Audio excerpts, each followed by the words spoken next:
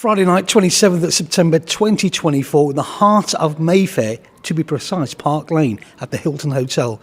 Signature Awards 2024. Keynote speaker, I've just managed to grab Matt Fiddes. He joins me now. Matt, what a great honour and great privilege to meet you tonight. Oh, it's a great honour to be back here. I was here 2 years ago. Oh yeah, the martial artist. That's what a coincidence. You know, and I said to you before we were going to do this interview, we need to do a podcast at some point. Sure. We've got so much in common.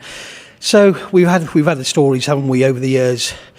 And what a story you've got to tell the world, of course. Yeah. 5 years of age, getting battered at school. Obviously, the influence from the bully. Yeah. He was the catalyst, wasn't he? Yeah. And the rest is history, as they say. The meeting with Uri Geller, the Michael Jackson connection, of course. 10 years as an ex-bodyguard. And then from that, of course, £120 million. That's what they tell me, portfolio. And the proof of the pudding really there is you like your fast cars, you like your watches, and you like your bricks and mortar. I love my wife. And I've got to say, one absolutely it's gorgeous, huh? Stunning lucky wife. Man, punching, literally. But it's an honour to be here. I won Entrepreneur of the Year 2 years ago and didn't think I'd have a chance. And it was such an honour because this is a great award. I mean, there's award shows and there's award show. Signature Awards is right up there. Really? Yeah. I mean, the standard that Ninda puts on here and the type of people that he attracts, and it's very different to what I'm used to because it's very more corporate and high level. So sometimes I think, what are they going to learn from little old me? A guy with no qualifications, no university degrees, nothing at all. But yeah, bit of imposter syndrome when I look in that room sometimes and think, how did this happen? And here we are, the irony is, isn't it really? We've got 400, 500 movers and shakers from the world of business, commerce. Mm-hmm. And like me, left-handed, left school at 14, 15, played truant really, to be honest with you. But I think I did all right, but so did you. Yeah, well, I'm the same as you. So I was left-handed. They thought I was right-handed. Really? They assumed it. When I got to being into teenage years, my handwriting was so terrible, I couldn't draw pictures. And then they realised he's left-handed. But it was too late to correct it, although it should have been blatantly obvious because from the age of 7, I was kicking balls with my left leg. You know, my left leg was my lead kick leg. But yeah, it's been a hell of a journey. And you're right, being bullied is the catalyst. Actually, I just had an event for 3 days down in Devon, the Business and Wealth Summit. And my former school bully, Anthony, he came along. Wow. And he comes to my stuff now. Yeah, wow. He's an anti-bully ambassador for my brand now. So we met on TV together and try and inspire people to stop bullying. And also, if you're getting bullied, use it to motivate you to go off and be successful, which is, like you said, a catalyst for me. But it wasn't it, though, Mas? You know, back in the early days, you had your heart set. You knew one day you were going to be a millionaire. But did you actually know at 19 or 18 you were going to be a millionaire? I knew at 13, and I don't know why I knew.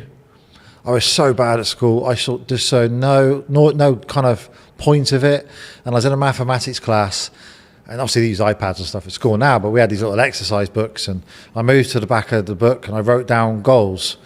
And a lot of them you would understand, like how to kick high and splits on the chairs, ridiculous things only martial arts people, athletes will understand. Have a six-pack, big muscles. And then the other goals was I wanted a Ferrari 355 by the time I was 19 and be a millionaire by the time I was 20. Be one of the most well-known martial arts instructor in the world by the time I was 20. And that was what I focused on every time I went to school. I just focused on that. And it all became reality by the time I was 19. I think that's proof in the pudding, really, as martial artists. Discipline. You were so driven, weren't you, on that journey? Oh, I think the martial arts give me that discipline because you've got to work up those little colour belts, work into black belt. It's a very disciplined, respectful environment. You're always taught you could do whatever you want. You're going to get there in the end. There's no quitting. You know, you're going to go for it. And I come from a very driven family. My granddad was 7 times Irish weightlifting champion, and he was picked for the Rome Olympics in 1970, I think it is. 1960, must be, yeah. And so I've always had that drive and hunger to go off and do well.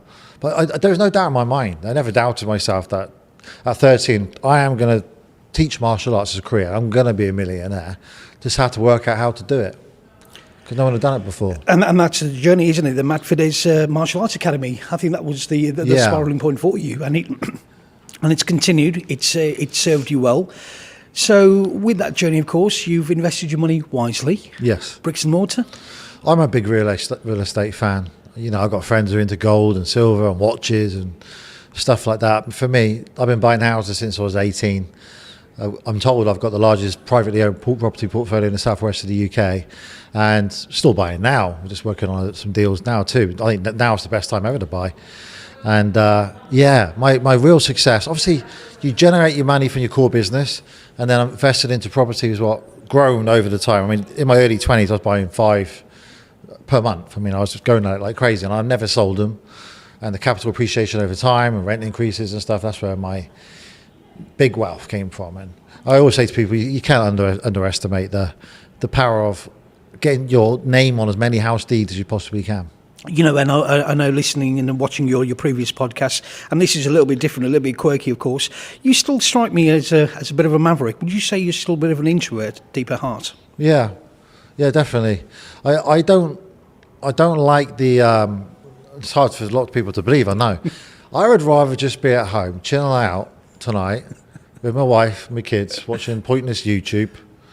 That's basically it, or watching a Netflix movie, than being thrusted into the limelight in front of all these incredible people. But then I remember what took me from that broke 16-year-old to be able to retire very early in life if I wanted to. I don't want to. Obviously, I love what I do. It's not work. So for me now, it's about inspiring everyone in that room tonight with my story that you can do whatever you want.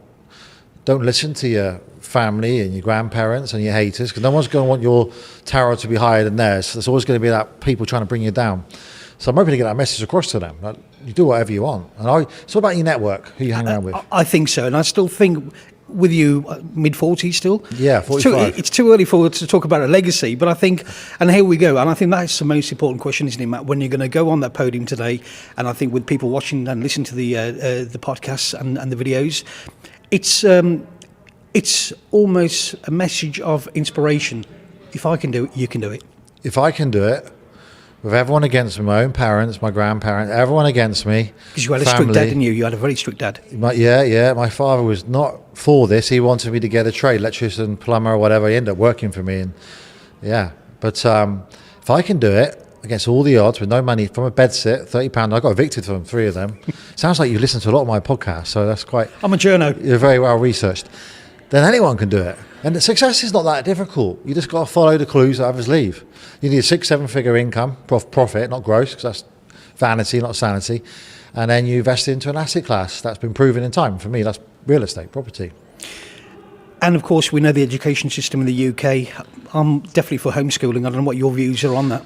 Well, we're having that discussion at the minute, because I've got a son, Zach, who's going to be due for secondary school in next year, September time. And I don't want him going to secondary school, because the bullying that goes on, the drug taking, not just that, the outdated education. They're not learning about good debt, bad debt, mortgages, investing, time, nutrition, and the negative peer pressure that could get to him too. Not just because he's Matt Fiddes' son, but because he's under pressure from kids to be in there. And he's a lovely guy, a lovely lad.